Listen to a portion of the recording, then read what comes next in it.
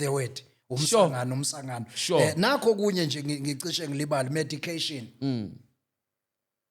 ngezwe into lapha eyaqhamuka ithi kusho uJesu ukuthi abantu abayeke imedication ingokuthola kule yamthetho ye-old covenant njengokuthi nje obanjiwe efebile makenze njani akabulawe akafe akufetshwe kulamabandla abafebi babuya ngokuzolala bababulala indabazalwana abafebayo lutho abababulali lutho greetings bafethu ngiyabingelela ekhaya welcome la ekhaya ku Gifted Media TV bafethu sekuyiso leso sikhathi esishushu yiso leso sikhathi sihlale phansi sicoca indaba but anyway I would like to say I appreciate you guys for your support and isinika yona every time when you are watching we don't take it granted we really appreciate that to all our viewers siyabonga kakhulu ngokubukela ama episode even though amanye ama episode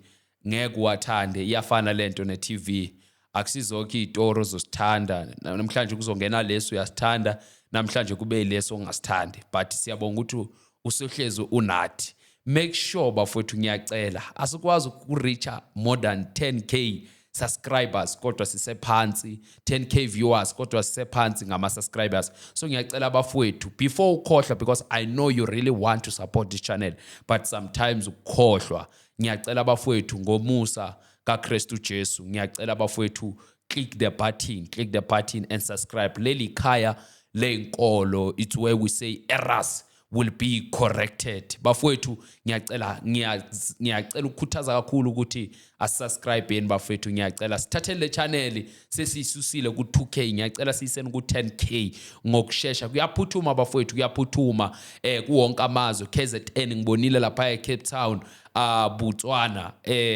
Gauteng kuwonke amazwe eMpumalanga la sibukele khona leMpompo ngiyacela bafowethu asubscribe bafowethu ngiyacela nje ukuthi sihlale siliclick ibutton sisubscribe and we are going ku 10k by fire by force egameni lika Jesu bafowethu and also before siyakude just let me know where are you watching us from maybe you are watching from KZN please let know where you are watching from kuphi nase KZN empangeni kwaNongoma ziningi indawo nje eMtuba so ngiyacela bafowethu whenever la you are watching khona ngicela ustate ukuthi ubukela kuphi province and nendawo futhi and anyways niyazi mina uGift wakamabunda ngiyenza sure ukuthi angihlali ngedwa ngiyenza isiqiniseko sokuthi angeke ngihlale ngedwa kule couch khona engihleli naye phakathi kwethu and also maybe unesifiso nawe sokuzohlala nami phansi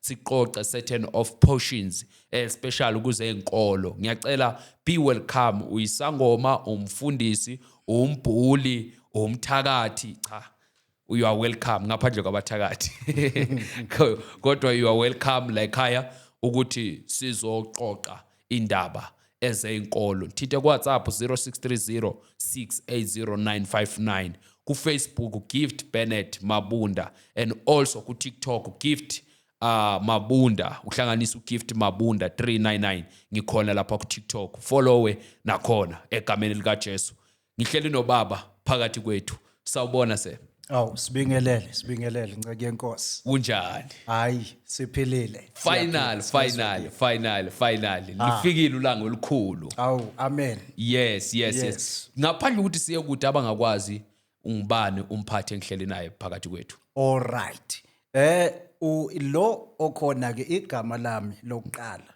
uPule abangalazi kabaningi especially ku social platforms la ngishumayela khona abangalazi laziwa basekhaya mhlambe nalabo engifunde nabo la ngikhule ngifunda khona nomakhelwane nabantu abaclose igama lami lokuqala and then lesibili uLuther ileli kabaningi ku social media abangazi ngalo Yes. English uLuther and then isibongo uNkosi. Okay. Sinomkhuba ukuthi masifika lapha ku social media sithanda ukuthi singasebenzisa amagama nesibongo Okay. njengoba ku ID. Ngabe sengithatha lo Nkosi ke ngawushintsha ngawuyisa ku English. Okay. Uqhamuka lapho ke uLuther King. Luther King. Yes. uLuther is my second name and then uKing umela uNkosi. Okay. So uLuther King abaningi ke bangazi ngobrother Luther. Luther.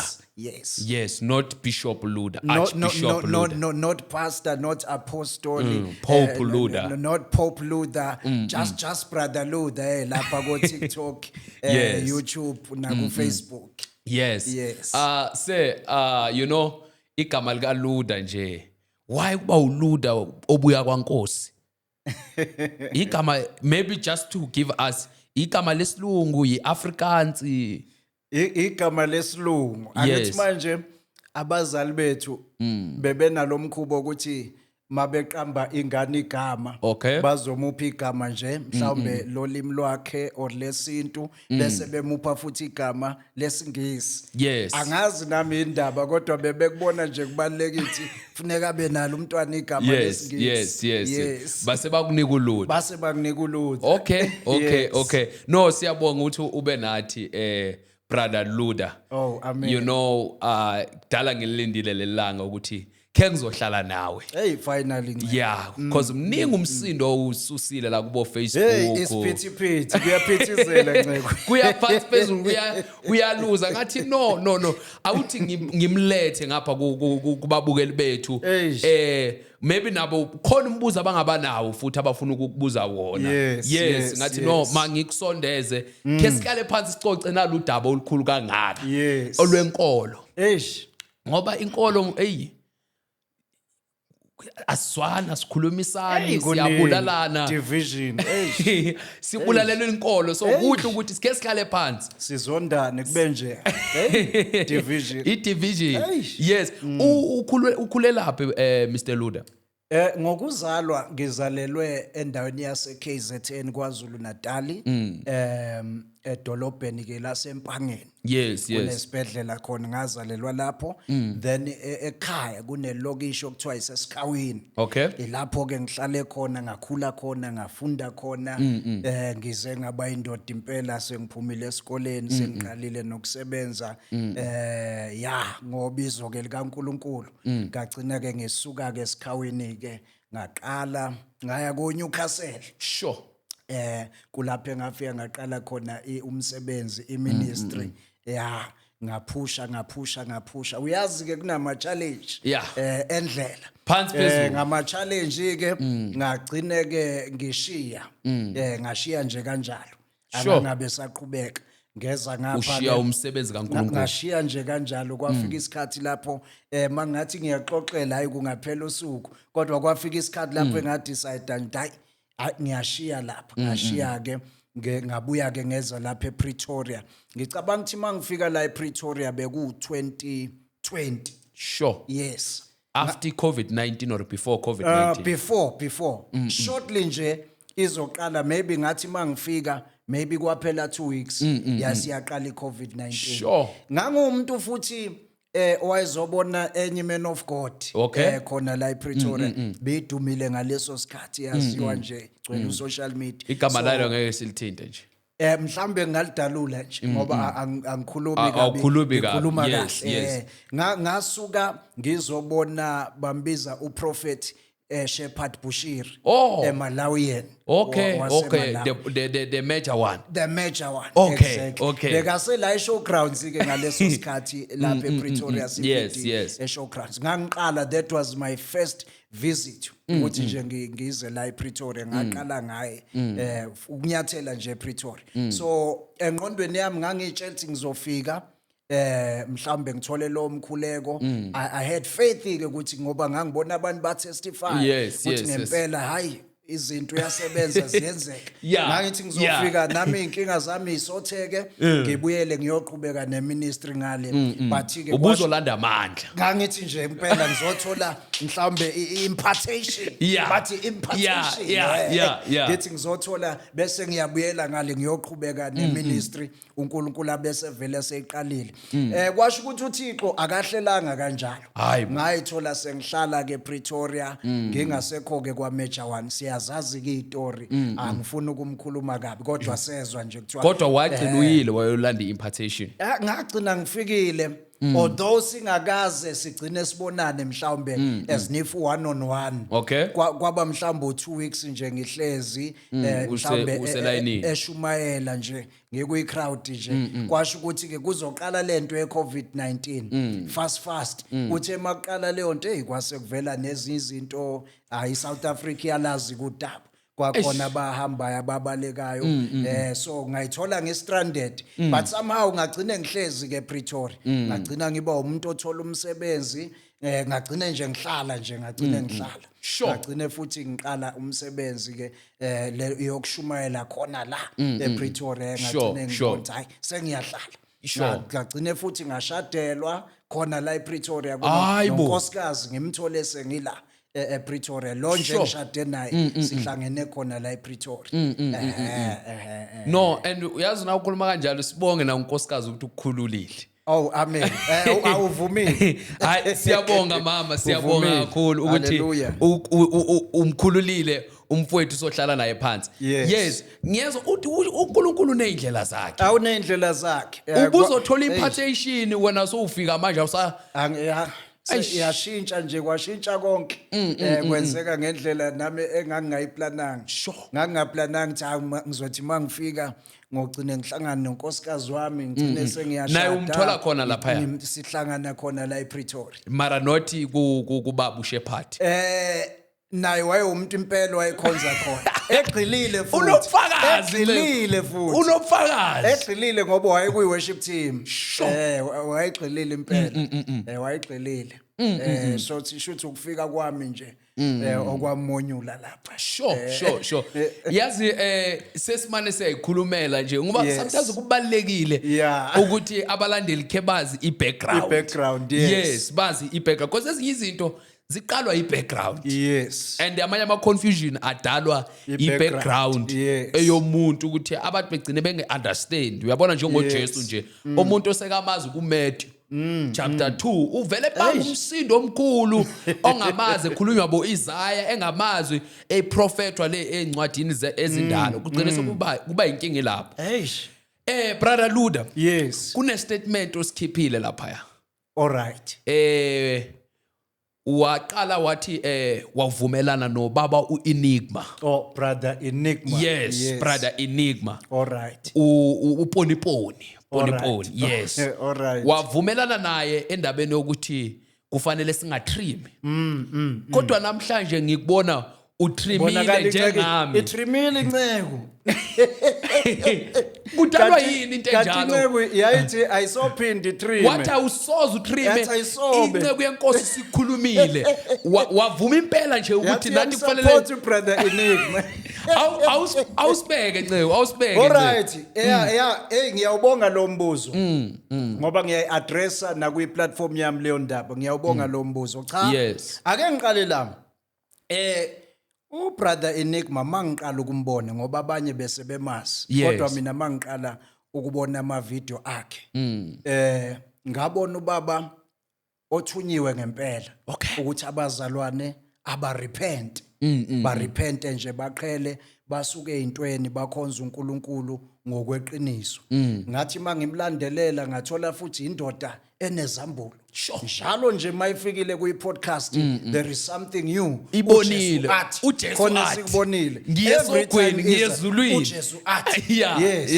so engangimlandelele khona mangiqala okwakungiconvinceile kwase kuthi makufika la kulento yokutrima eveza ukuthi uthola isambulo ukuthi netrimming iwrong uJesu akakufuni lokho ukuthi thina stream wayiveza lento kangangokuthi into engasivalela ngisho izulu singangambona uNkulunkulu if siyakhatha siyatrim so ke njengomntwana kaNkulunkulu uma echaza ukuthi ona kuLeviticus kuyatholakala no Leviticus uyayifakazela lento ukuthi akuyatholakala ngase ngithi ke hey manje lo baba okuningi akushilo sengimbelieve kakhulu yini manje ngenza ukuthi mayesezoveza isambulo sokuthrima bese ngiyamdoubta noma sengiyahlehla sure ake ngimnike ibenefit ukuthi hayi mhlawumbe lo baba uqinisile ilento engayisho ukuthi what if lento lo baba uqinisile ngoba phela naku Leviticus kulotshiwe nangu Leviticus uyakufakazela so mayethi kusho uJesu kanti nasezwini ku Leviticus siyakuthola mhlawumbe lo baba uqinisile ngase ngiyibheka mina ukuthi okay if kuthiwa ke ngiyakuyeka ukuthrima yini engizoyiluza angiluzi next sure ngokuthi angithrima ayikho into engiyiluzayo sure ngase ngithi kodwa if ngiyathrima bese kwenzeka ukuthi lo baba uqinisile mawukuthi ngempela uqinisile le revelation shuthi ngakuluza ukuphila kwami ngibhubhe ngingabe ngisambona uJesu Kristu awucabange ngingasambona uNkulunkulu ngenxa yetrimming umbuzo ke nceke uzothi kujikephi why ke usutrima ngoba nakho usutrimile and yakufanele nale trim uvumelana naye sikuze uhambisana naye why usutrima nceke mina ke into engisizayo angiyena lo mzalwane ofundelwa iBhayibheli yena ngazifundeli hayibo iqala lapha inkingi into nje siqhathayo yileyo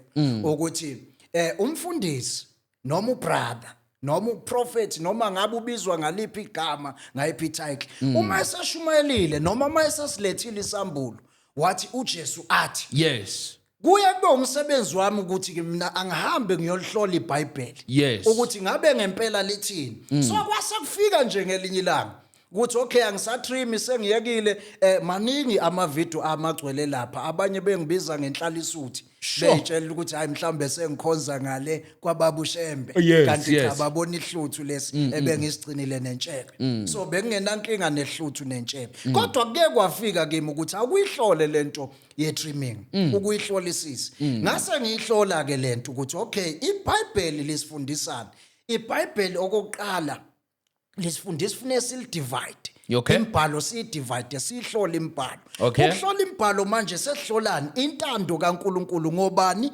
ngoJesu Kristu angithi mina nawe kuze kuthiwa sisindiswa through ubani uJesu Kristu asisindiswanga through uMose asisindiswanga through uJoshua asisindiswanga through obani bonke oIsaiah ababalwayo kodwa thina sisindiswe ngobani ngoJesu Kristu now uJesu Kristu ukubonakaliswa ukumanifestwa kwakhe ukufika kwakhe emhlabeni esebonwa simthola kuphi simthola kwiNew Covenant yini New Covenant isivumelwano esisha yini isivumelwano esisha kusuka kuMatthew kuya kuRevelation sekuyisivumelwano esisha okay so ke masil divide kanjalo izwi sengiyabheka ke okay kwi-old covenant kuyisivumelwano esidala yebo kushiwo kuLeviticus ukuthi asingatrim kodwa uJesu Kristu mayefika ngoba ulethe isivumelwano esisha so siphila esivumelwaneni esisha sikaJesu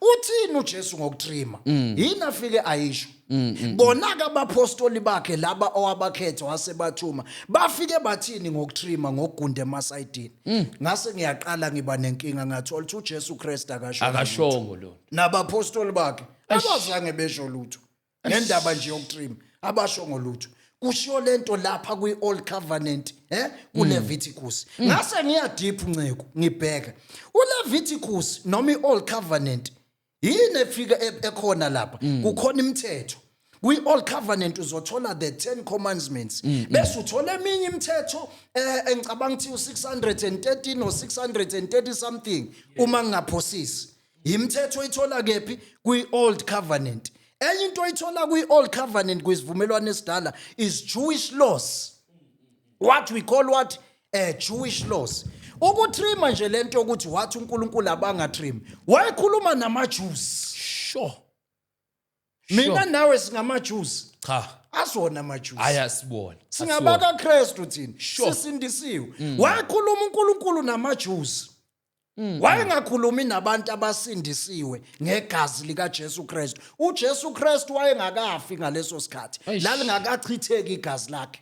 Kwakhulunywa namaJuzi njengani nje, njengoLeviticus lencwadi abayithandayo uchapter 19 verse 27, uLeviticus, noDeuteronomy chapter 14 verse 1 kuyafakazelana ukuthi abangatrim imithetho eyayibekelwe bona.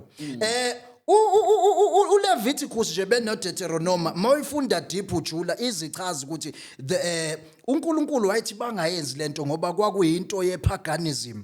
Izizwe lezi ezinye zazikhona ngoba kwakungawona uIsrael kuphela wayephila, kwakunezinye izizwe ezayiphila. Lezi izizwe zazithi mayikhatha zitrima, zayitrima as a ritual, zayikhatha ngoba zigcina usiko, inkololoze, zayikhatha zazikwenza lokhu ngoba kuyi-part of worship, i-idol worship. Babengakhathi nje ukuthi bakhathele ukuba neat, bakhathele ukuba bahle, bakhathele ukuba clean, babengatrimela ukuba clean, kodwa babetrima kuwumkhuba bawenza ugcina imikhuba, ama-ritual athize. So uNkulunkulu-ke uJehova onesikhwele wayesethi-ke, nina-ke bantwana bami, sizwe sami engiyikhethele sona sakwa-Israyeli, ningapractice lama-hairstyle enziwa yiziphi izizwe, lezizwe engakholwa ezingenawo uNkulunkulu, ezingamfuni uNkulunkulu. Ngoba babe njengani nje, enye imikhubo oyitholayo mawufunda ujula lapha, uzuthola ukuthi lezi zizwe zayigunda ngisho impuculo, zisike ngisho imizimba. Angithi indlela ababekhonza ngayo, besacrifice ngayo, bekhombisa i-dedication kuma-idols, kuyithixo zabo. Babekhombisa ngokukhatha, bekhathe ngisho imizimba, besike betrim, indlela ababebonakala ngayo. So uNkulunkulu wayefuna ukuthi uIsrael wehluke. Tshena mina-ke nceko, nanku kumbuzo. Mina njengoba ngikhathile nje, ngikhathele muphi uNkulunkulu? Am I keeping a ritual? Yiphi ritual engiyenzayo? Ngoba mina mangikhatha, ngikhathele ukuthi ngibe muhle, ngibe neat, ngitrimela ukuthi ngibe neat. I'm not keeping a ritual.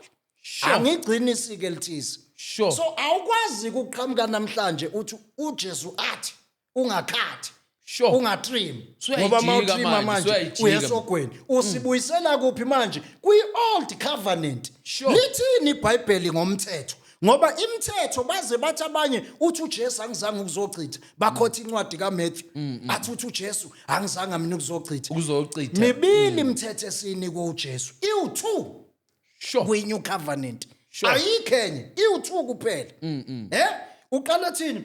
Othanda inkosi uNkulunkulu wakho, umthande ngayo yonke ingqondo yakho, ngayo yonke inhliziyo yakho, ngayo wonke umphefumulo wakho. Owesibili umthetho bese uthini? Thanda umakhelwane wakho njengoba wena uzithanda.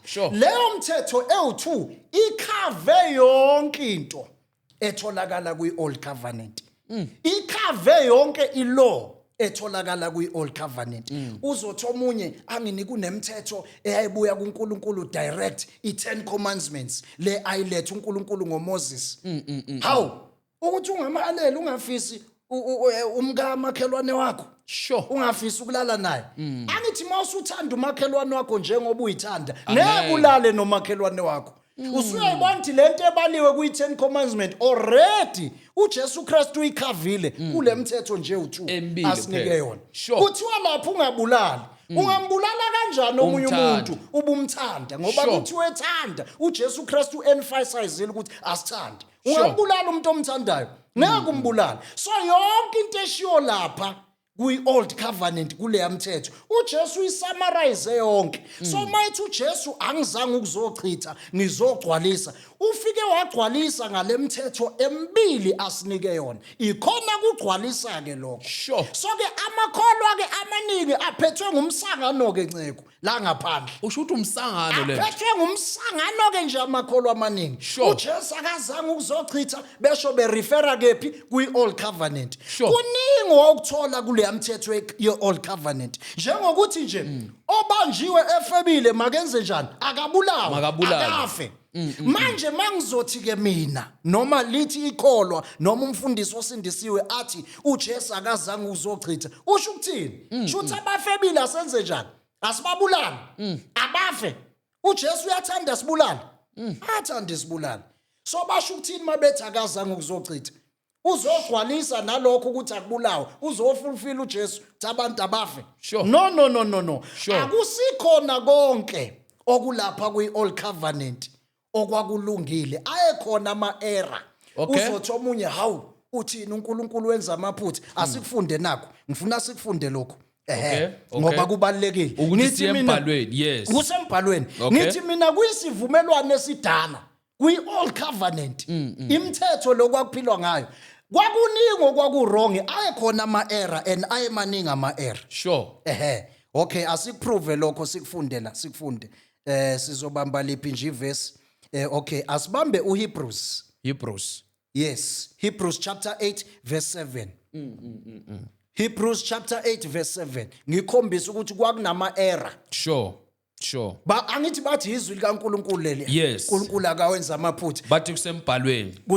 okay Hebrews chapter 8 verse 7 ngifunda kwi-New International Version for if there had been nothing wrong with that first covenant if kwakungekho okungalunganga Sure. ngesivumelwano sokuqala Okay. that's the old covenant the law Sure. angithi if kwakungekho wrong no place would have been sought for another ngamazwi isivumelwano esisha sasingeke sitholelwe indawo sasingeke silethwe isivumelwano esisha isiphi isivumelwano esisha ilese introduce uJesu Kristu Okay. esifike noJesu Kristu Okay. sasingeke sibe khona ukuba isivumelwano esidala sasingenakho okujani Okurong. okurong Okay. kuningi okwakurong lapha obabheka labazalwane abajaja abantu ngayo yonke into Sure. but when we soni wenza ukuthi balivala izulu balivala bake bafika nakuJesu Kristu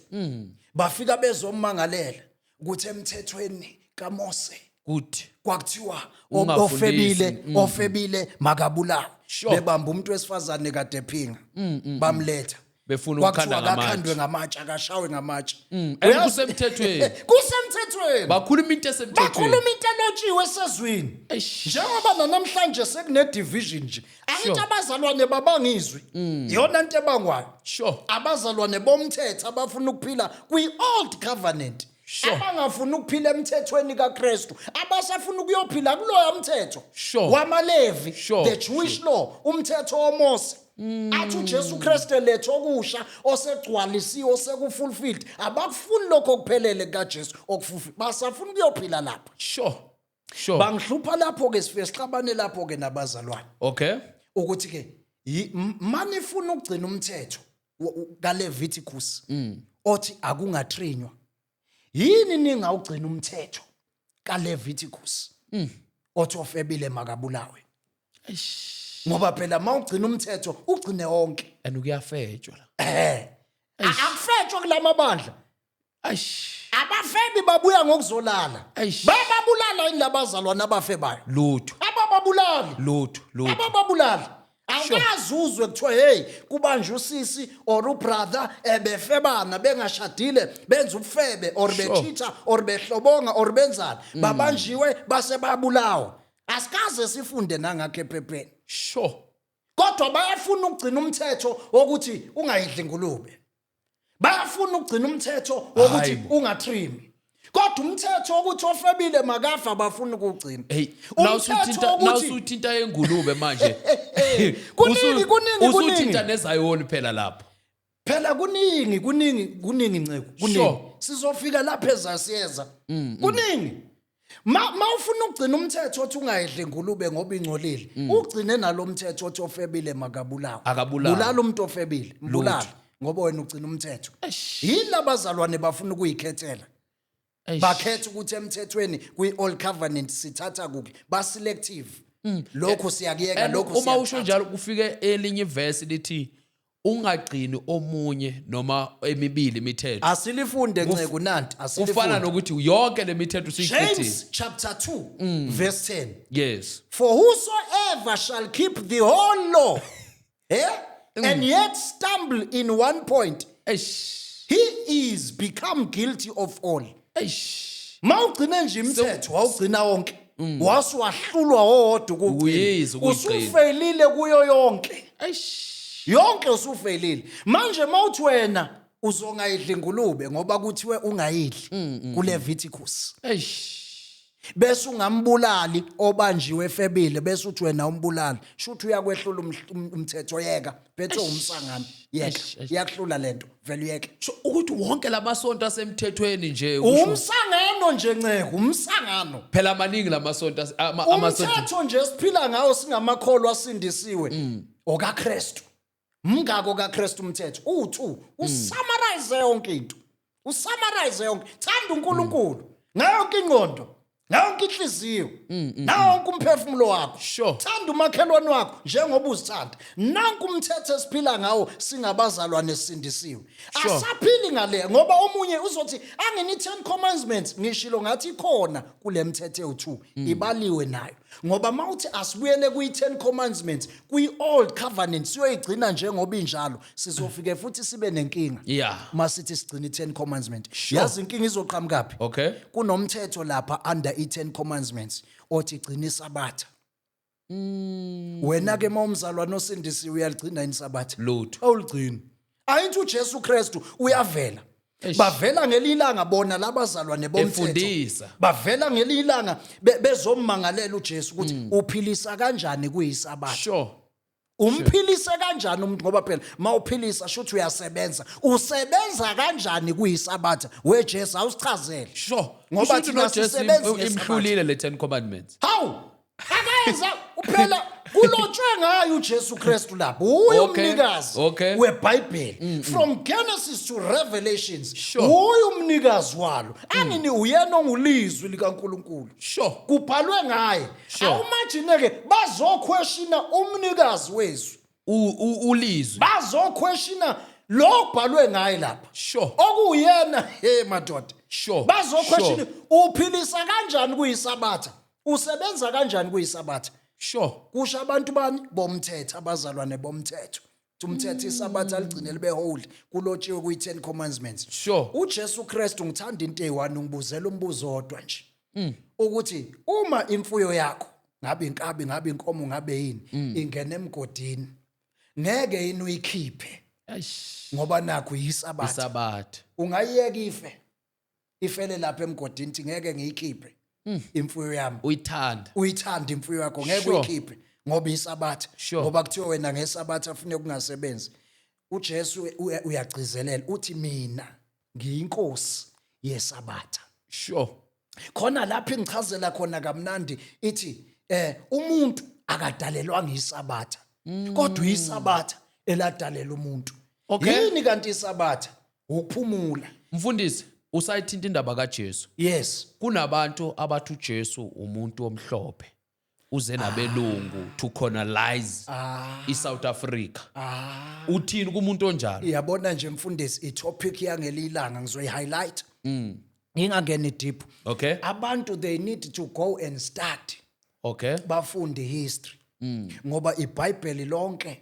libhalwe iDNA yomuntu omnyama okay masikhuluma noAdam noEva nje sikhuluma ngabantu abamnyama njengami nawe sure asikhulumi ngabantu akusiyena umuntu omlungu cha masikhuluma ngoMoses nje sikhuluma ngabantu abamnyama masikhuluma ngoMoses shuthi noJesu umuntu omnyama uJesu abantu nje information is there abahamba abantu bayodiga out ihistory umlando wangempela hayi loqhamuke nama-colonizers ngoba lento yenziwe ama-colonizer bebefuna laba bebalela imhlophe ukuthi sibhawe kubo sibabone be-supreme so yonke into ewumlando efaka umuntu omnyama enza umuntu omnyama abe-supreme bayi-replace ngomlungu bashintsha bafaka umlungu azange nje uJesu abe ngumlungu abantu abafunde ihistory khona abadiga ulwazi lugcwele all over the internet uJesu umuntu omnyama akaze abe umlungu nangelilodwa ilanga so umfundisi kwenziwa yini ukuthi ngoba usho ukuthi uJesu umuntu omnyama kunabantu abathi bona uJesu angeke simkhonze ngoba naye wangasungulunkulu umntana kaMaria naye ushilo ukuthi asikholeleni kuBaba all right yes ningi inkolo ezisho kanjalo kakhulu futhi lezi zesabatha la besho khona ukuthi uJesu masingamkhonza kusiyena uNkulunkulu ingane nje eyayizala uMaria ingane ezalwe uMaria bebuye baphinde futhi bathi asikho isihoko yabo futhi ngizokusho lokho ama-Watch Tower Jehovah Witness yes ngathola abanye abafowethu besho kanjalo ukuthi uJesu so ungathini kubantu abanjalo ngoba basangene mfundisi ngingasho njalo nje basangene baphethwe ngumsangano ngoba iBhayibheli angazi mawulifunda nje olivula especially kwi-New Covenant uJesu Kristu ukhulume kangaki ngesihoko inqwaba nje amavesi athinta isihoko so ufuna ukuthi ama-Watch Tower lihlupha lekhiphe ama-Watch Tower asebenza kangaka ekokote endlini zethu ufuna ukuthi lento abasihambisele emakhaya emsangano Nkosi yami balahlekile badukile vele baphethwe ngumsangano okubhlungu yazi ke nceke usangikhumbuza nje umama wami ongizalayo wake wasindiswa wangagxila wadlula ensindisweni wagcina iWatch Tower noma wayengagxilile kuleyo nkolo yokuba iWatch Tower naye ulandela umkhulu ngokuthi umkhulu ubaba wakhe naye wayeWatch Tower wagcina ushone nje eseyiWatch Tower kwakungizwisa ubhlungu kakhulu ngoba badukile badinga ama-Watch Tower adukile ngempela nje badukile nje ayikho into eyenza if bekuthiwa i-soul winning njengama-Watch Tower bayenza bakhuthele phela phansi phezulu nangama-Sunday bayalazi futhi nabantwana ney'ngane zakhona nezwi bayalazi namavesi namavesi bawaphethe eish kuphela nje lapho siyaxabana kakhulu mase kuthiwa isoga sikho ngoba inqwaba amavesi nezulu alikho kunabantu kunenamba banokuyibala ukuthi kuleyo namba le abantu kufanele bayezulwini bese kuvaliwe bathi 144 bese ihambile leyo namba leyo siyongena deep ngelinye ilanga badukisa abantu nje ayikho leyo nto baphethwe ngumsangano hayi awuthi ngidlulise isimemo maybe i-confusion maybe ukhonza kwaJehovah Witness angeke ngivume inceke ukuthi umsangano labantu ayasebenza basemsanganweni nje nceke i-confusion asibameme ngiyala asikwazi ukuthi umsangano nje umsangano nje Jehovah Witness you are welcome angeke niyasebenza madoda ngamasathani uma nje bethi isihoko asikho nceke baphethwe ngumsangano ngoba uJesu Kristu ukhulume ngesihoko kaningi kabi hayi kanye kaningi kabi bathi uJesu akusiyena uNkulunkulu angithi nceke manje indodana leya sekuyilevel ye-understanding ezinye izinto zidinga usizo likaMoya Ingcwele ukuze uyi-understand so kusho ukuthi uMoya Ingcwele abanawe uyabona nje ukuze u-understand izwi ukuthi uJesu Kristu uNkulunkulu usudinga irevelation from Moya Ingcwele angithi uJohn nje uJohn usitshela ekuqaleni wayekhona ulizwi ukhuluma ngoJesu ulizwi wayenoNkulunkulu enguNkulunkulu hayibo ekuNkulunkulu athi konke kwavela ngaye verse 2 aqhubeke ehle naye uJohn azachaza ukuthi waba yilight wafika kodwa bamreject abantu abamamukelanga uJesu lo okhulunywa ngaye uJesu Kristu why 100% God 100% man exactly kukhulunywa ngoJesu Kristu so mawungenayo leyo revelation uzomthatha uJesu njengengane eyayizalwa uMaria noJoseph ulekha manje irevelation ezizinto idinga uMoya Ingcwele so basangene labo bantu basangene uthini mfundisi ngabantu abasathobela isabatha baligcina phela mfundisi kodwa angithi manje balekha irevelation labo bantu futhi ke ngeke singene sigxile kubo ngoba vele abekho kuJesu Kristu osindiswayo abantu nje bona basayiphilela ngaphandle kwensindiso abasayiphilela lapha emthethweni kanti manje lithini iBhayibheli ngomthetho lithini iBhayibheli ngomthetho lithi iBhayibheli lapha sifunde khona Hebrews 8 verse 7 ukube isivumelwano esidala umthetho lo omdala old covenant sasingenawo ama-era kwakungeke silethwe ini isivumelwano esisha so uJesu Kristu letho kuphelele siphinde safunda futhi lapha kuJames chapter 2 uverse 10 ukuthi mawuyigcina imithetho yonke uhlulwe nje owodwa sewuhlulekile yonke umthetho usukuhlulile ngeke ungitshele ukuthi ugcina isabatha kodwa umbulali futhi umuntu ofebile anginingimile lapho mawugcina isabatha phela ugcina umthetho i-old covenant gcina yonke imithetho gcina yonke imithetho mawugcina umthetho ugcine wonke yazi ukhuluma uthena sivula ungakhethi okufunayo uthoma sivula wakhuluma ngobaba Enigma yes and ubaba Enigma nginombuzo ukuthi angikaze ngimuzwe elifunda iverse la ku New Testament. Nje kuthiwa uyaprofeta evula abo Corinthians abo Revelation ugcile kakhulu. Ake ngisho lento nje nceke ngobaba uEnigma. Ngiyamhlonipha kakhulu. Yes. Kunama video engiwenzayo lapha kwa TikTok. Amadala ngoba abanye bazoyitshela into yamanje le esikhuluma ngayo kanti into endala. Kunama video bangahamba bawa-check ku TikTok wami, bawa-check ku Facebook wami. Ku YouTube ke musha. Bake bazama ukuthi nithi ukwenzani? Subscribe. No. Ukuhack. Bawuhack. Okay. Exactly. Yes. Bawuhack ngagcina ngenayo access yokungena. Khona omusha nje uYouTube. So wonke umuntu oyifollower yami nothandayo eyintshumayelo nama-sermons esiwenza lapha hayi mawungena nje ku TikTok wami kune profile lapha kune link eya ku YouTube mawu TikTok nje kulula ngena kuleya link ufika usubscribe because musha ngisanda kuvula maybe una 2 or 3 days if not 4 days ngivulile lo mdala bawuhekile angisenayo access ku but ke ngifuna ukuthini ngo brother Enigma kunama video lapho engangichaza khona ukuthi so far ngiyamuzwa kodwa akusho ukuthi ngiyohlezi ngivumelana naye kuyokwenzeka asho into ngelinye ilanga ngingavumelani naye akusho ukuthi mangingavumelani naye sengiyisitha sekufike leso sikhathi ke nceko ukuthi ngithe mangilistudisha iBhayibheli ngiyubheke iOld Covenant ngibheke iNew Covenant ngabona ukuthi hayi indaba yokutrima ayi-apply kithi those were Jewish laws yayi-apply kubantwana baka-Israyeli yayi-apply kubapristi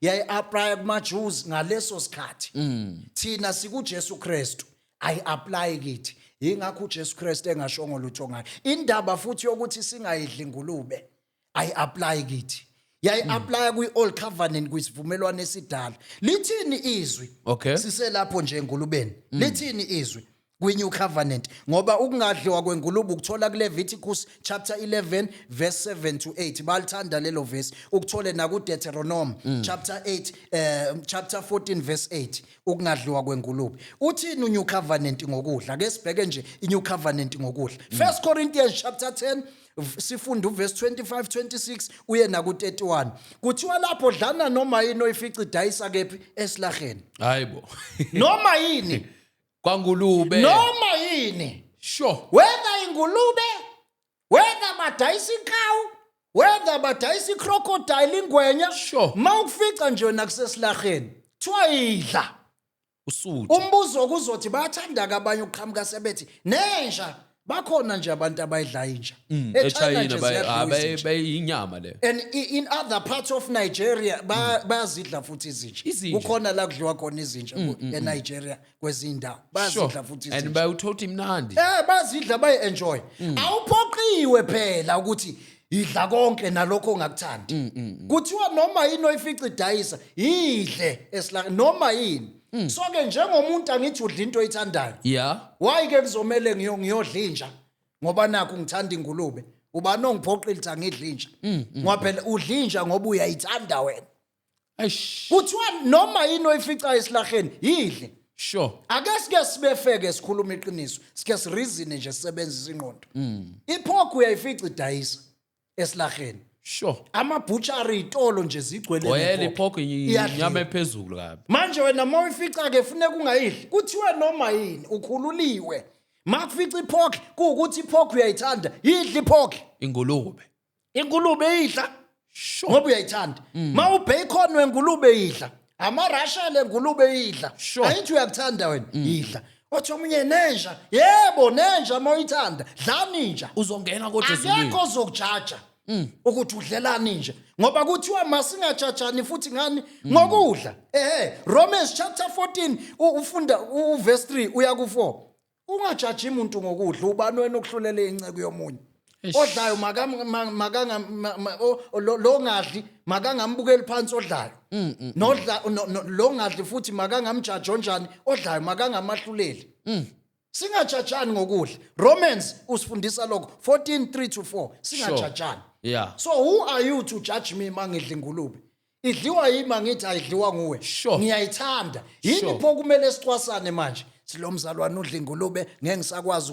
angeke angene ezulwini ngeke futhi noma ngimisa imvuselelo ngimema zoshumayela ngoba udla ingulube uyayibona idivision edalwa ngumsangano Sure. abantu befuna ukuyophila emthethweni ngoba indaba zokungadla ingulube indaba zokungatrimi zilapha kumthetho Yazi- as apply kithi seyidala division Maningi Asasebenzisana. amasonto akumthetho. yebo inqwaba iZayoni ene isemthethweni. basangene Nkosi yami Hayi, balahlekile bomfundisi. babanjwe ngumsangano Usho ukuthi iZayoni phela sikhulele ku- simplify lento eZayoni sikhululela kuyo. Ufuna ukuthi sikhulule ake ngisho nje iZayoni ngiyahlonipha zikhona iZayoni engizaziyo ezisindisiwe okay? ziyayigqoka futhi ijoyini kuqhamuka indoda ke isutha amadumbe Eish. ithi uJesu athi iuniform wrong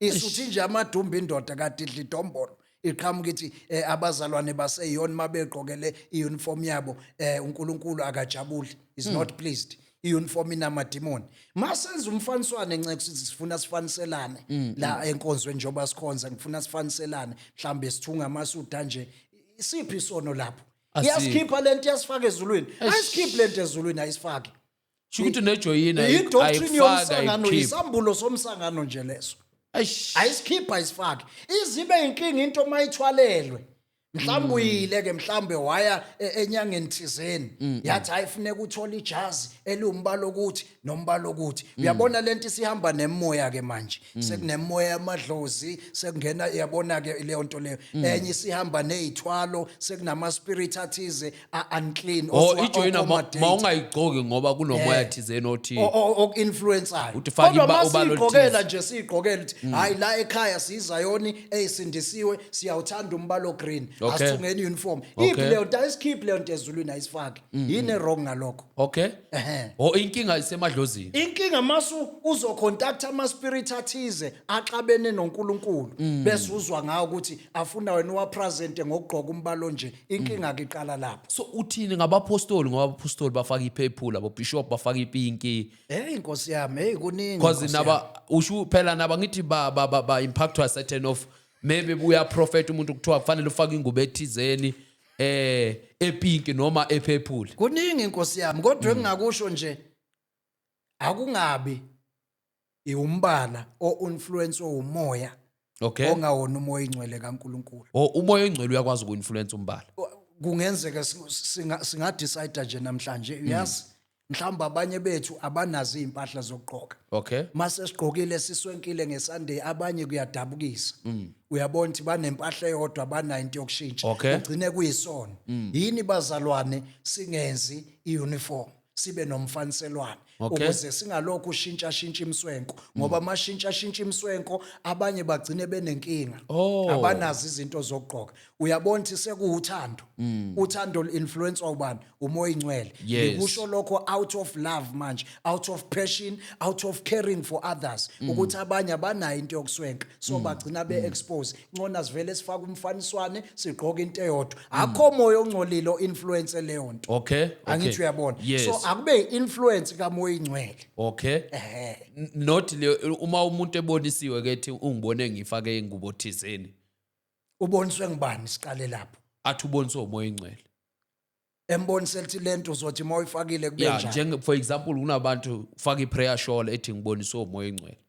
hey inceke phela kuningi noma ingcwele sebebaningi nowadays noma ingcwele sebebaningi So ngeke kufanele- ngabona enye indoda la ku social media ithi othi umoya yayikhuluma njalo irefer ukuthi kusho umoya ingcwele ithuka umuntu yabiza igama yambiza ngaphansi kweziketi zikamamakho umuntu ethi kusho umoya so sebebaningi nomoya ingcwele Siyamthuka umoya engcwele. funeka uyigade naleyo nto athi umoya ingcwele uthi engashongo Sure. eh So usho ukuthi iyamosheka la ukuthi umoya engcwele. siyimosha khona lapho Mfundisi isivumelwane esakudala. yes nesivumelwano Itithe esisha isesivumelelweni sakudala. isesivumelwano nesidala But namhlanje sisayikhipha itithe. sisayikhipha itithe Kwenziwa yini lo? angithi ke manje nakwisivumelwano esisha siyakhuthazwa ukuthi asinikele kodwa Okay. manje sikhuthazwe ekuthweni uthena uNkulunkulu uthe onikela ethokoza uNkulunkulu uyamthanda umuntu onikela ngenhliziyo enjani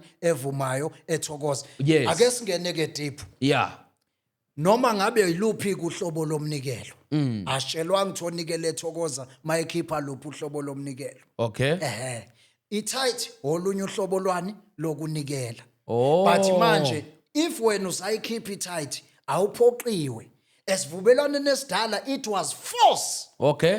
kwakuyimpoqo kwakuthiwa ngenisani umalike usho njalo umalaki kwakuthiwa ngenisani okweshumi Endlini yenkosi. nani ngacelwa ngenisani uyabona lento it was a must that's the old covenant angithi uyabona Sure. kodwa la kwi-new covenant sinikela ngoba kuvuma sinikela ngalokho esikalela khona thina esikalele khona hayi sikalelwe sinikela singaphoqiwe so uma wena uthanda ukukhipha itight asikho isona uyayikhipha itight yakho ngoba kusuka kuwena akungabi bikho indoda ekumele ethi mawungayikhipha itight uzoyesogweni uJesu ngibonisile umsakano ayikho into enjalo Uthu na ungayikhiphi tight abanye bathu uqalekisiwa unasibusiso ngoba baze benza amatembe gebengabantu itight okweshumi kuvikela umndeni wakho okweshumi kuvikela izingane zakho okweshumi kuvikela ngisho ukudla ungafiki umoya odlayo umsangano lo msalwane ongenakho okweshumi ke shuthi yena akavikelekile akanayo protection uNkulunkulu seyathengwa manje ukuze akuvikele uthengwa ngo10% uNkulunkulu kanti uNkulunkulu onjani lo shuthi abahluphekayo hey basenkingeni sure abavikelekile ngoba phela bayahlupheka they don't have 10% to give so shuthi mfundisi ngiyayikhipha tight noma ngingayikhiphi futhi uyayikhipha uyikhipha uNkulunkulu uyanithanda ngendlela efanayo akukufaka ezulwini akukukhipha ezulwini ukukhipha tight nokungayikhipha yini ama benefit we tight why sisawakhipha futhi ibenefit nje yokunikela singakupersonalize sithi tight yes ibenefit nje yokunikela okay uNkulunkulu uyokubusisa ngoba unikelile shuthi ne tight na unikele uyakubusisa ukhipha itight uyakubusisa awuyikhiphanga futhi itight as long nje ulonda izwi lakhe uyakubusisa futhi akusho ukuthi wena ngoba awubanga nayo imali or awubanga nazo izitshalo ngoba nayo itight le kwakungayona imali kwakuba imfuyo mawunemfuyo kwakuba izitshalo mawunamasimu limile kuthathwe kwakuyiswa endlini ethempelini ngoba kwakunabantu ababebizwa ngabapriest ababehlalela ukwenza umsebenzi kaNkuluNkulu so babe full time bengaphangela indawo bengasebenzi indawo so lokhu kudla kwakusupporta kona ukuze baphile ngoba babephilela ukwenza umsebenzi kaNkuluNkulu full time kwakubuye kusupporte ini ama orphanage intandane kwakubuye kusupporte ini abantu abahluphekayo nakuyi community so letha tight yayenza umsebenzi omningi so ibalekile nakulesi sikhathi tight angisho ukuthi mayingakhishwa ngoba bayijika abanye mabelalele umuntu ajike la akhuluma umsangano othandwa uye ongawushongo wena ibalekile namanje tight ukuthi ikhishwe but it's not by force ngoba mayikhishwa bakhona abafelokazi abakhona namhlanje angithi tight ukuthiwa yabafundisi hayi lutho yayilekelela abefundisi isupport abafelokazi isupport izintandane isupport abantu abahluphekayo becommunity yayisupporta nje abantu bonke bakaNkuluNkulu itight especially abahluphekile yayingasupport abefundisi kuphela njengoba sebenza nje namhlanje ukhishwa amathight akondli intandane akaniki ngisho abafelokazi akasupport ngisho umphakathi akasiza umuntu thatha imali ayothenga imoto agijime ngemoto enkulu athenge akhi stairs i-double story ngabe i-triple story umsangano nje ubugebengu lokho ukuqola abantu azagcine basabise wesiphathi lento engafuneki mawungayikhipha itight uzofika esogweni ngeke umbone uNkulunkulu you will miss heaven mawungayikhipha itight sekubayasatshiswa abantu sebeyithathe lento ke manje bayenza ibusiness bacapitalize kuyo bazondla ngayo bayicebisa ingakho wonke umuntu manje ugijima uyoqala iministry ujaye imali sure wonke umuntu ngizubizwa ngithunywe uNkulunkulu eqamba amanga uja kuyoqoqa umnikelo sure so itight nje uyikhiphila uyikhiphanga ayikukhiphe ezulwini itight futhi ayikufaka ezulwini ayikwenzi futhi itight ube special ukuthi wena yobukhipha itight usungcono kunabanye abazalwane usungcono cha uThixo nje uNkulunkulu bathanda bonke abantu sure so masingabaphoqa abantu bakhipha itight abangaphoqa abantu ukukhipha itight ngokuyithandela kwabo kufanele bayikhiphe ngokuyithandela kwabo njengalo lonke uhlobo nje lomnikelo umuntu akanikele ngoba ethanda nayi itight akayikhiphe ngoba kusuka kuye ethandile angasatshiswa ukuthi mawungayikhiphanga uzofa you will miss heaven ngoba basho njalo bebanjwe ngumsangano basho njalo sonke nceke siyasangana akekho ongasangani ngeke ngisho njalo ngithi sonke siyasangana uyazi umsangano omkhulu uhlukene kathathu umsangano nceke before nje ngilibala uhlukene kathathu igaba ezintathu umsangano kunabantu abasangana lokho kula kwi-lower level ephansi. Okay. Amunye uzothi kukuyi high level kodwa mina ngithi lower level yomsangano. Ama-atheists laba bathi into okuthiwa uSathane ayikho exist nento okuthiwa uNkulunkulu ayikho it doesn't exist. Okay. Igroup yokuqala baphethwe umsangano bayasangana. Kodwa i-low level It's umsangano. a low level. Okay. Ngendlela mina ngikuchaza ngayo. Bese kuba khona umsangano wesibili yithi ke labo thina abazalwane abasindisiwe uJesu Kristu esambulelwe ukuthi sikuJesu Kristu siphila kwi-new covenant kuyisivumelwano esisha. Ngoba umthetho lo mdala wahluleka ukwenza umuntu abe perfect ingakho kwakunama error kwabiza ukuthi akufike uJesu azolungisa lawo ma error azogcwalisa wayengazile ukuzochitha wagcwalisa wasinika imithetho emibili yothando. Yes. Ethi asithanda uNkulunkulu sithanda umakhelwane wethu njengoba siyithanda wagcwalisa yithi ke laba abangasindiswanga abangakholwa nabangamfuna uJesu Yes. mabesibuka bathini bathi siyahlanya ngithi Siyasangana. basibiza ngokuthi siyasangana. Umsangano wethu ke lo wesibili ilo msangano engithi muhle bese kuba khona umsangano okuyi highest level. Sure. High level umsangano ongalungiseki o beyond repairs. It Sure. takes only the grace of God ukuthi umkhiphe umuntu kulowo msangano. It takes only the grace of God. Onjani lo msangano ilabazalwana abasindisiwe kodwa bafuna ukuyophila kwi-old covenant. Basangene labo zalwane basangene beyond repairs. Nami ngase ngisangena impela la. Wasungibambile umsangano ngithi angibuye ngitrime irevelation ngizwile hayi kanti uNkulunkulu uzongambulela. Cha uhlola iBhayibheli lakho. Awuhlola iBhayibheli lakho. Uhloli lapha kwakhulunywa nobani. Wena usindiswe uMose, usindiswe uLeviticus, usindiswe ngobani wena? NgoJesu Kristu. uJesu Kristu uze nani nesivumelwano esisha. Siyakubopha wena ukuthi ungadli ingulube cha sikubophi. Siyakubopha ukuthi ungatrim asikubophi. uLeviticus uzathi onqunye umphambili osokile la osikile akangangena ebandleni. Kusho uLeviticus. Awucabange nje labazalwana abathi abayidla ingulube. Bangaka abasokile kubona abanqumile umphambili. Abawugcini lo yamthetho ukuthi abangangene. Phela umthetho mawuzogcina ugcine wonke. Musu ukukhetha ukuthi hayi la kwakushiwo la kuma Nazareth or la kwakushiwo kuba priest or la kwakushiwo no musu ukufuna ukujustify. Kungumthetho konke. Whether it's 10 commandments or not, as long kukwi old covenant konke lokho kungumthetho. So mawuthi ugcina umthetho ugcine wonke. Sure. Musaku kuye enkonzweni uyokhonza uNkulunkulu mawunqunyiwe umphambili ngoba phela uthi uLeviticus onqunye umphambili akanganjani akangangeni mawuzofuna ukulalela uLeviticus ethi ungatrim umlalele umobey mlalele noma esethi onqunyiwe akangangena endlini yenkosi mlalele nalapho mlalele bayintabeni bonquma bayabanye ezibhedlela bonquma abatrimi abayidla ingulube kodwa abanqumile yethi bayangena endlini kaNkulunkulu. So mawuthi wena ngigcina umthetho wamaLevi kaLeviticus angitrimi ingulube angidli ugcine nalotho onquma umphambili akangangeni uweqela nona. Mawugcina nje umthetho ugcine wonke musu ukufuna ukukhetha okuthandayo. Kunomuntu ozobuza la athi Mr Luda uyasijaja singamasabatha. Lutho angijajanga umuntu. Angijaji umuntu. Engikushoyo nje ngithi mina thina sikuKristu asikho ngaphansi komthetho. Bona laba bangamasabatha vele bangaphansi komthetho. And umsangano ncane. That's the word. Umsangano. Nakho kunye nje ngicishe ngilibala medication. Ngezwe into lapha eyaqhamuka ethi kusho uJesu ukuthi abantu abayeke imedication. Bangaka abantu abaphila nama chronic diseases. Baze labazalwane bashumayela abanye babo banama platform bashumayele bethi ugula ngoba ukholwa. Ugula ngoba udlizono. Ayino uApostle Paul bakwethu wayenenkinga yehlo. Okay. Uzwakala ekhala uNkulunkulu ngiphilise athi uNkulunkulu my grace is sufficient. Ngamanye amazwi mawukholwa uNkulunkulu unefaith akusho ukuthi izinto ezimbi ngeke kwehlele ugula ngeke kufike. Akusho futhi ukuthi uNkulunkulu uyophilisa bonke abantu abacela ukuphiliswa. uPaul akazange aphiliswe. Wathi uNkulunkulu my grace is sufficient. Ile impendulo amnikayo. Emva kokukhala ukuthi kunever. Emva kokukhala ukuthi never. Akaze aphiliswe. Alisusanga lelo liva. Alikaze lisuswe. Wakhetha ukuliyeka. Akuwona wonke umzalwane uNkulunkulu ayomphilisa ngoba nakho unokholwa. Bakhona bafa futhi bekholwa benokholwa bafa uNkulunkulu ebathembisa izithembiso ezithize bafa zingafezekanga.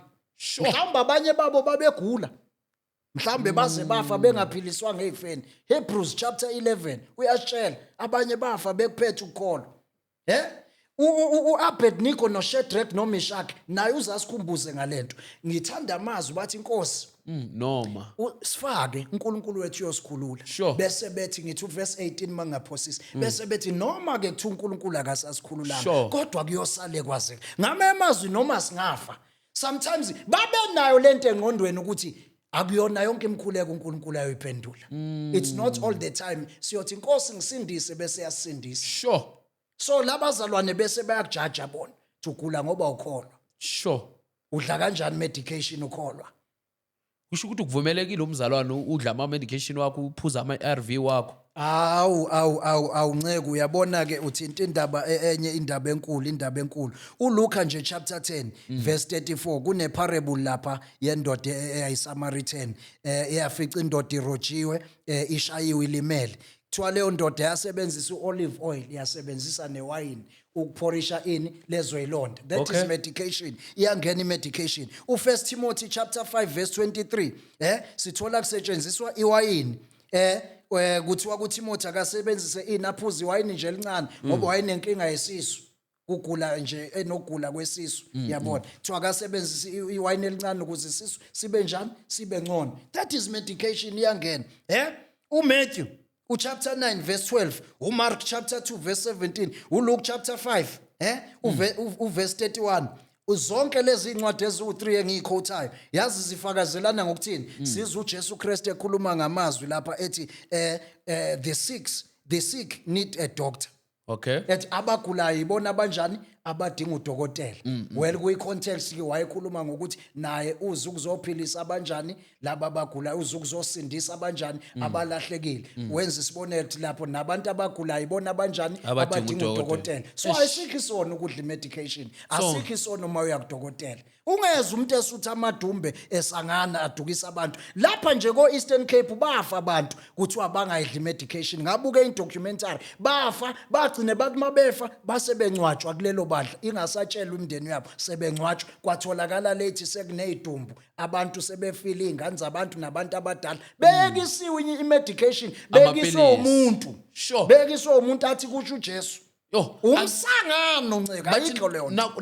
na ungena ku fasting amapilisi kufanele ungawaphuzi. Umoya ingcwele kokuqala nje okufuneka akholele ku fasting. Njengoba futhi kuumoya ingcwele okuyena okufuneka asho ukuthi yamanje ke yeka imedication. Mr Luda angeke siqede ngelanga elilodwa. Angeke konke kuningi kakhulu. Ngiyabona ukuthi kuningi safanele sikuhlele futhi. Yes, Yes, kuningi kakhulu. but just for in closing ungathini kumuntu othi ngiyakhonza esabatha kodwa manje ngikuzwile brother Luda ngifuna ukuphuma kulomsangano okhuluma ngawo ngenza njani?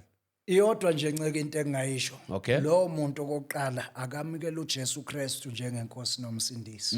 Ngoba uJesu Kristu uyinkosi yesabatha. Simuza uJesu Kristu ethi yena uyinkosi yesabatha. So awukwazi ukuthi uthi wena ugcina isabatha kodwa futhi ubungakholwa uJesu Kristu ungasindiswanga uthi angimfuni uJesu angisindiswanga mina. Igazi lika Jesu Kristu means nothing to me kodwa ubuthi ugcina isabatha ngoba ubani inkosi yesabatha uJesu Kristu. Sure. Uthe utholakala phe endaweni zokuxhumana? Okay, lapha ku TikTok ngiuLuther King. Okay. Ku TikTok. Ngina ku Facebook futhi ngikhona nguLuther King. Yes. And then na ku YouTube. Ukuze ungitholeke ku YouTube ngisanda kuyivula intsha le endala bayihekile. Ibe sinama subscribers amaningi bayihack. So le entsha ke hayi kuyabheda. Ukuze uyitholele ka YouTube vele ungene nje ku TikTok kwami mawuya ku profile kune link lapha izokuthatha ikufake ku YouTube bese uya subscribe. Ngokwenkonzo ke ngikhona la ePretoria CBD. Ngase Beggars Park uJeff Masemla Street istrati sami ngase Beggars Park. Sikhona ke lapho siyakhonzela somewhere sine site ke esithengile khona la ePretoria sanda kuyithenga sifuna ukwakha imiqasho sifuna futhi ukwenza indawo yokukhonzela khona yini sishaya igama lebandla? inyoni ezimbili ngetsheli lodwa angabi nalo igama Nceku yenkosi umoya ingcwele maye ngipha lizoba khona Okay. kodwa nje futhi igama ebelingaba appropriate ngingabangiswa umuntu uma kungathiwa ngiqambela ngokuthanda kwami bengathi umsangano ministries international ngoba sonke la ekholweni sisangene awukholwa usangene uyakholwa usangene uphila kwi all covenant usangene ukuthi sisangana ngeindlela ezingafani ngoba nakho ukholwa mawuchaza nje ukuthi umaHebrews mayasho ukuthi sikholwa izinto esingayiboni izinto ezethenjwa akona umsangano lo bakubiza ngomsangano siyabonga mfowethu ukuba nasophinde sibe nawe futhi kuningi ngiyabona lencwadi enkulu kufanele siyiphendle futhi but siyabonga isikhathi sakho kukude ePitori kuzofika la yes from Pretoria to Johannesburg hayi akusinto encane so we really appreciate you and we believe next time na kanjani siyabuya for part 2 umsangano kune video nje ephumile ngisayokwenza ivideo ngiaddress lapha kunabantu ke laba bayizithuthi kabathuthi indaba kuthiwa ifikile enye video ku brother Fire wayesengiphendula ke ukuthi hayi izobe siphumile ungena umoya ukuchama ungene ngiyokwenza leyo video nje ngiya reply ubani uthi ungena umoya ukuchama kusho mina kuthiwa ngene umoya ukuchama njengoba phela ukhuluma yena ubrother kusho yena ubrother hayi bafowethu umoya ukuchama bangazi bangishaya abalandeli baka brother Inika phela ngibathanda kakhulu nami ngiyamthanda ngimkhonzile kuphela nje siqhathwa imithetho le ukuthi asike emthethweni sikuJesu ngoba ngibone ngathi bayamlimita ukuthi aye kuma podcast sifu bongathiwa lo muntu lo omlimitayo nometha ubani lo wenza ukuthi bengathanda ukuhlala naye ubrother Inika nami ngakujabulela nginemibuzo eminingi for yena ubrother Inika nami nginenqwaba but unfortunately uyazi ama guest ayabanje ukuthi angalo but anyway bafowethu siyabonga ukuba nathi isikhathi sesishayile ungakhohlwa ukusubscribe ungakhohlwa ukushare ukuthi ubukelaphi ubrother Luda sophinde sibe naye futhi if unombuzo please comment box I'll make sure uyafika kuye ungakhohlwa now also if ukhona office ukudlulisa or office ukukuphikisa 0630680959 ku WhatsApp na kuma call Facebook Gift Bennett Mabunda na ku TikTok Gift Mabunda 399 also ku email giftmabunda28@gmail.com ngiyatholakala nakhona bafowethu ngiyacela if ungakhona ukusponsora make sure sponsor this channel i-channel eyenkolo anything that you might try to help office ukuhelpa ngayo nemali it's welcome ngozulu zomsebenzi ubona umuhle kangaka udingeka umnikelo so umnikelo mawusondele la ekhaya siyabonga kakhulu asiphinde futhi sihlangane kwe episode elandelayo amen.